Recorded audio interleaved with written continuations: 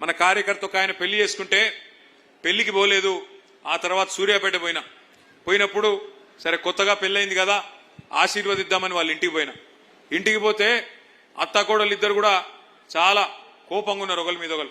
నాకు అర్థం కాల, కొత్తగా పెళ్ళైంది అప్పుడేం పంచాయతీలు ఉంటాయని నేను అనుకుని ఆ అత్తమ్మని అడిగిన, ఏం పెద్దమ్మ కోడలు పిల్ల బాగుందా కొత్త కోడలని అడిగిన. ఏం కోడలన్నా వస్తే 2500 తెస్తుంది అనుకున్నా, 2500 లేదు, ఏమీ లేదు, ఉత్త చేతులతో వచ్చిందని ఆమె అన్నది. ఆ కోడలి పిల్ల కూడా మహా గడుసు పిల్ల ఉన్నది.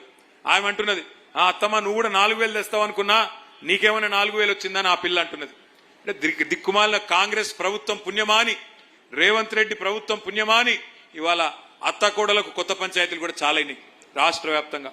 అట్లే అత్తాకోడలు ఇద్దరినే కాదు, రాష్ట్రంలోని ప్రతి వర్గాన్ని అబద్ధపు మాటలు చెప్పి, అలవిగాని మాటలు చెప్పి, నోటికొచ్చిన చెత్తవాగుడు వాగి కేసీఆర్ 10,000 ఇస్తే నేను 15,000 ఇస్తా, కేసీఆర్ 2 పంటలకు ఇస్తే నేను 3 పంటలకు ఇస్తా, కేసీఆర్ 24 గంటల కరెంట్ ఇస్తే నేను 48 గంటల కరెంట్ ఇస్తా అని నమ్మబలికి ఓట్లేయించుకొని ఓడ మీద ఉన్నప్పుడు ఓడమల్లన్న, ఓటుకెక్కినాక బోడమల్లన్న అన్నట్టు ఇవాళ మొత్తం రాష్ట్రంలోని ప్రతి వర్గానికి ప్రతి మనిషికి శటగోపం పెట్టి మోసం చేసింది కాంగ్రెస్ ప్రభుత్వం.